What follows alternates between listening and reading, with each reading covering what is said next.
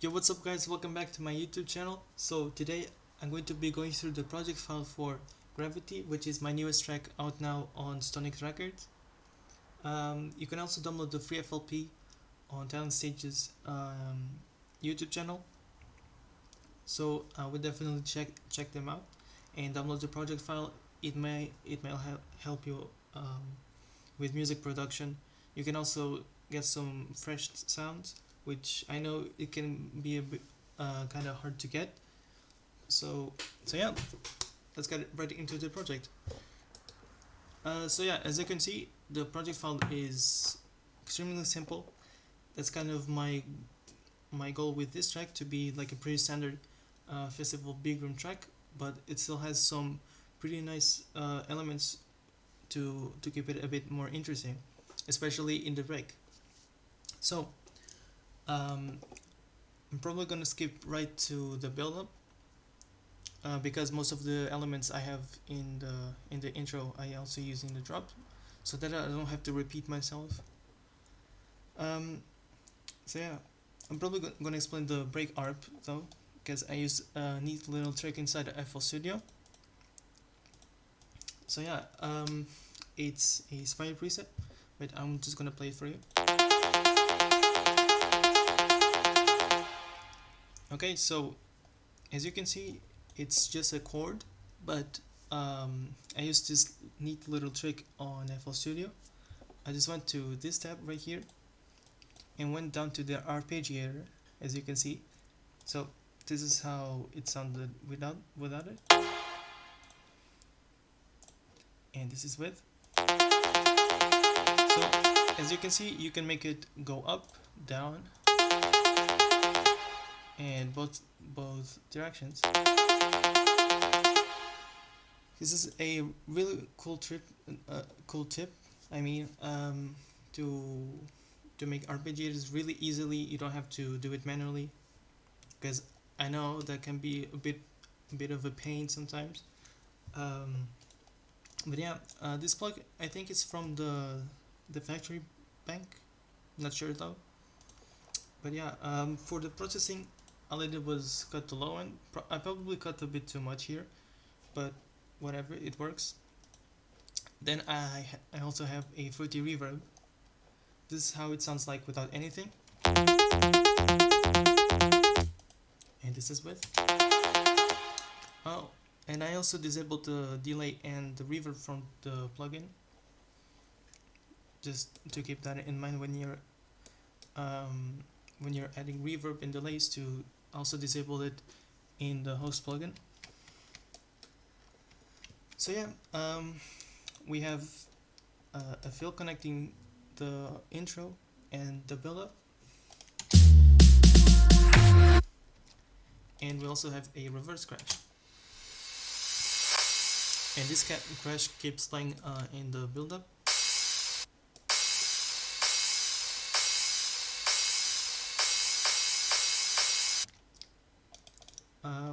So yeah, we also have these impacts.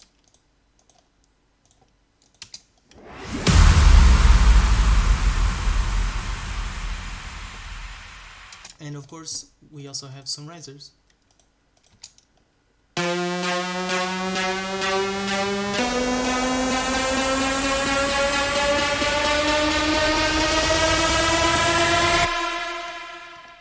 Some from Kashmir, some from the Sabres pack. So yeah, and for the drop snares, I just grabbed a drop snare loop from Sons of Kashmir. I believe it's Sons of Kashmir Volume 2. Just stretch it to 130 BPM. As you can see, it says 128. We also have the droplets filtering in.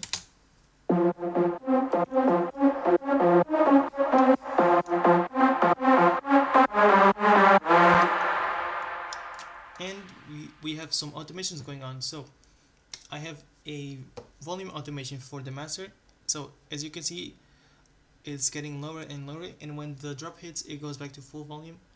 So what this creates is some sort of an illusion that the drop is bigger than it actually is, because the volume is getting lower.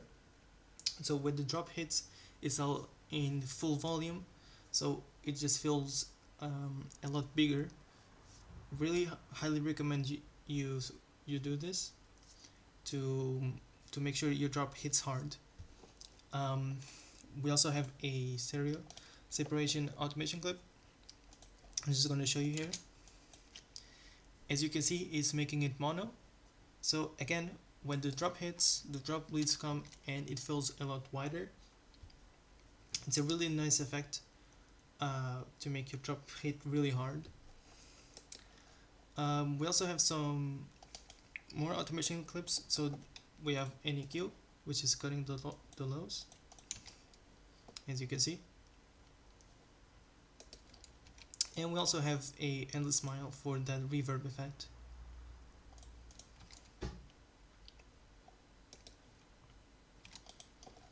So yeah, let's get right into the drop now. So I'm probably gonna start with the drop kick. This is how it sounds like. Okay, so as you can see, there's two kicks layered. This is the first one. It sounds really nice. At least the tail of the kick, I just thought the punch was really weak, so I went searching for some top kick and I found this one from Sons of Kashmir, and then I layered them together to make one big kick.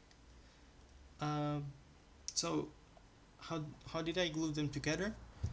I just went here on the clicking mode, put it to generic, and I moved it back a little bit in the playlist, as you can see. Just moved it a little bit so that it has space for the punch kick to come through.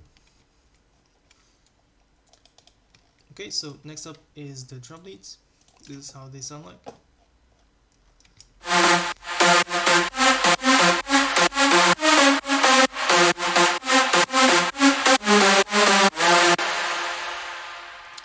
Okay, so I'm going to show you the processing. So I didn't process them individually. I just routed them to a lead bus and started processing them together. So here we have an EQ, which is cutting the lows, boosting a bit of the low mids to give it a bit more body, and it's getting rid of some annoying frequencies around here, as you can see these little dips. Then we have an OTT for a bit of compression, Fab Filter Saturn for saturation, Arts Acoustic Reverb, which is being sidechained with the peak controller. We have a Puitec EQ to boost the highs. We have another reverb which is doing that reverb effect here. As you can see, it's automated. So I just automated the wet signal so that it fills in these gaps.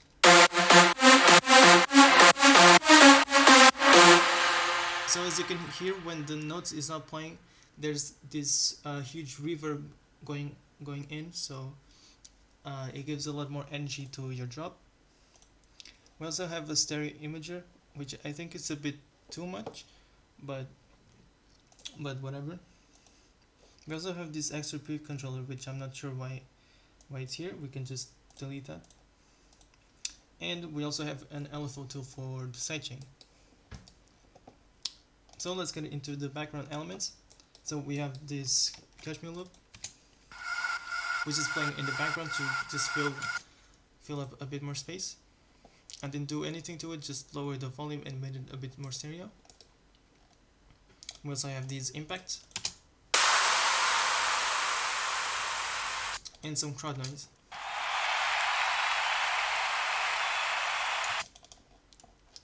Then in this part there's some crashes and some snares. There's also this fill sound.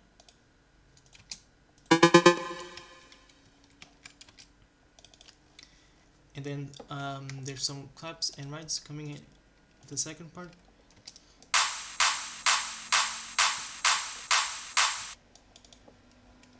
And here I also changed the kick rhythm a little bit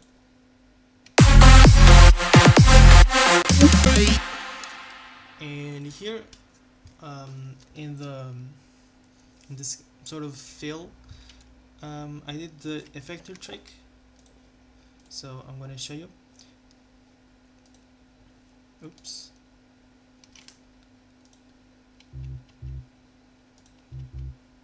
So it's right here. So this is how the original sound is like. As you can hear, it's just a simple saw. So what I did was I added a bit of reverb, and then I added this plugin which comes with FL Studio called Effector for that kind of vocal effect. So I just went here to Vox, and then I automated the X parameter and the Y parameter so that it creates that really cool effect. And we also have a filter automation. We also have these snares. So this is a cashmere tight snare. I just automated the pitch so it goes up there, and we have the same crash sample and a soft drop. Then in the second part of the drop, where the leads go down an octave, we have an automation for the pitch of the kick, so that it goes down and then it goes back to normal again. So this creates a really cool transition into the drop. And we also have this little synth fill here, which is the exact same preset I used for the effector fill, just to help it out a little bit. Without this, it sounded a bit awkward. So I just added this synth.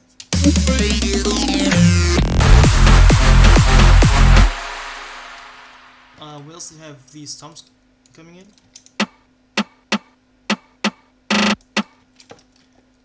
And as you can see, there's volume automations for both of the toms, so that it's a bit smoother, so it's not too attacky. I don't know how to explain it. Okay, so I think that's it for the drop. Let's go into the break. We also have this synth fill at the end.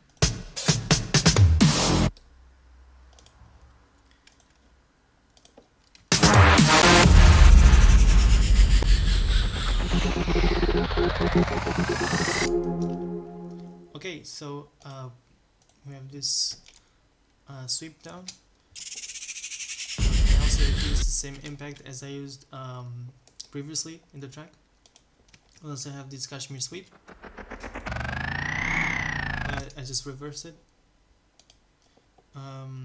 Then the same exact crash I've been using all throughout the track. And we also have this pretty cool effect with the pads. So what I did was, this is how the pad sounds like, by the way. I can find it. So yeah, it sounds like this.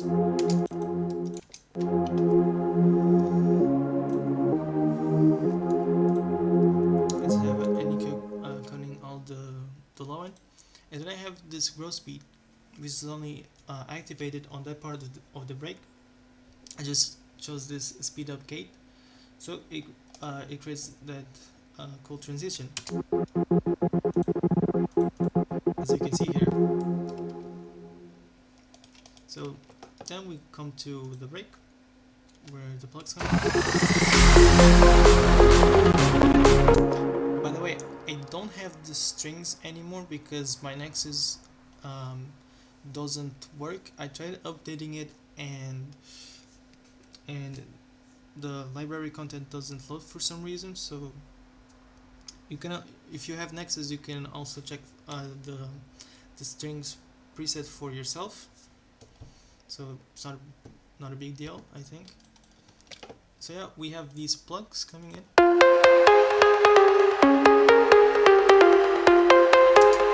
So for its processing, I added a camel crusher with the British Clean preset. I also have an arts acoustic reverb for the delay 3, fresh air to add some high frequencies, and then we have this this EQ, which is actually not being used, and this phaser, which is also not being used. Then of course we have a reed space.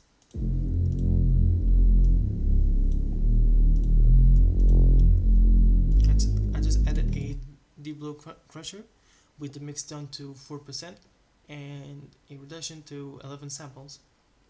This is a trick I like to use on my reed spaces to make them a little bit more interesting.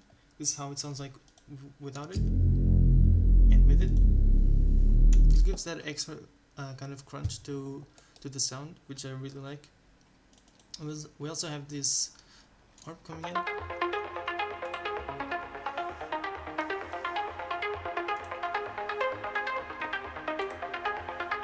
So for the processing, reverb, bit of EQing, and a filter automation. Then we have these harps, which are also used in the drop, as you can see here. By the way, I apologize for any lag. It's because I'm recording. This normally doesn't happen with my PC.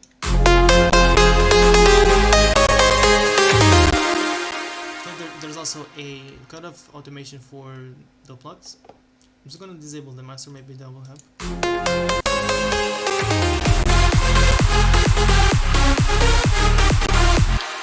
So the break leads are the same as the drop leads, they're just playing the rake melody. Then we have the super sauce.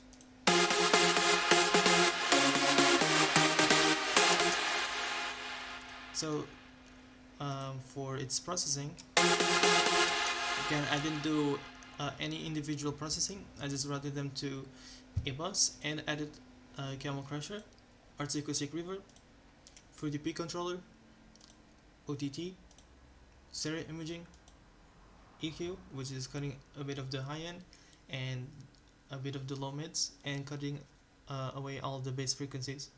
We also have a kickstart, which is enabled in this part.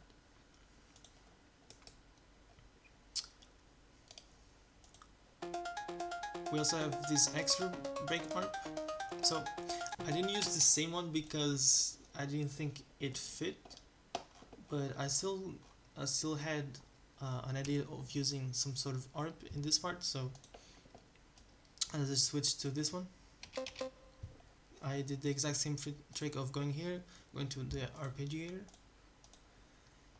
and processing, same thing as the other ARP.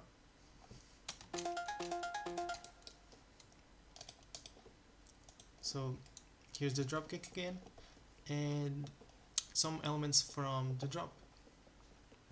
We also have these harmonies coming in.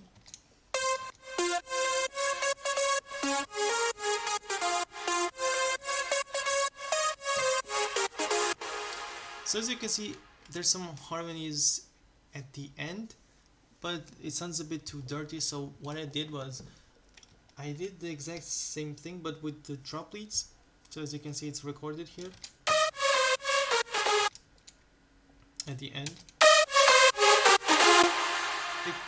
It creates almost the same effect.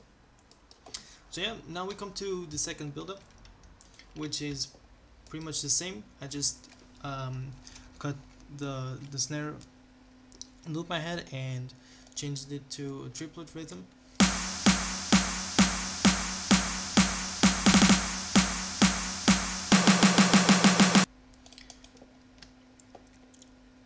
Then we have the drop leads filtering in again, and the chords,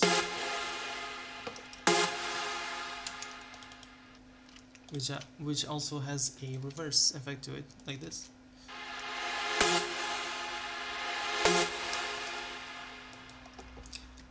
Then for this part, we have the leads sustained in one note, and they're pitching up.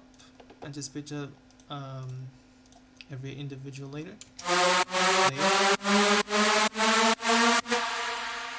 Then I have a deblow crusher, I mean a deblow tape stop, so that it creates that tape stop effect. I'm actually going to show you. I have this extra bus called Other Lead Effects. This is where I use the low filter, the flanger, which I actually forgot to mention. The phaser, actually I didn't use the flanger. And of course we have the deep blue tape stop, which I just showed you.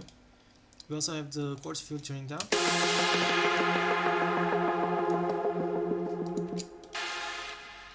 Then we come to the second drop, which is the exact same.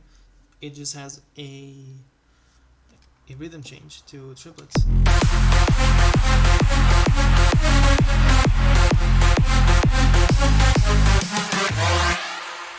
So here's the flanger, or the chorus. I'm not sure at this point.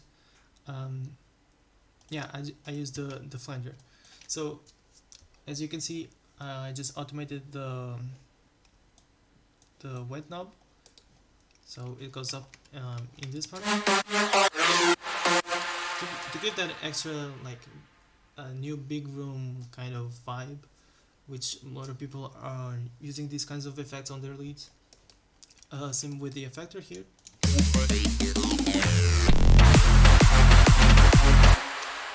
Here in the second part of the triplet drop, I have this filter, just to give a bit more, I don't know, it just felt like it, and it sounded kind of cool. We also have these triplet toms coming in. So the reason why this is consolidated is because when I was trying to add the toms, for some reason they kept changing in volume. I'm still not sure why that happened, but I just rendered in a separate project and it all worked out. So yeah, that's pretty much it for the project. Then there's the outro, of course. We also have a drop filter.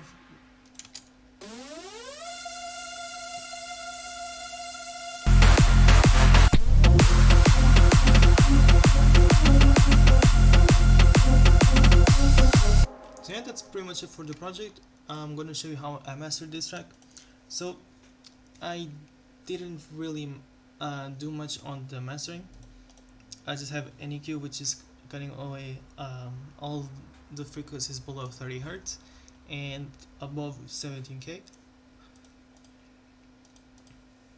We also have this EQ which is making every low synth sound, like bass lines and everything, mono. And we also have this kind of reduction in the root key, which is a trick used by sabers actually. Then we have the glow for a bit of compression, and we have maximus, which is boosting the volume. And of course we have span and Yulin loudness meter to just measure the loudness of the track. So yeah, that's pretty much it for Gravity. Thank you so much for watching.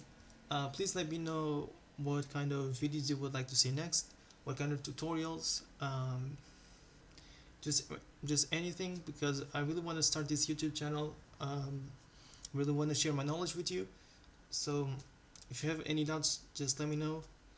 And yeah, thank you so much for watching, and see you soon.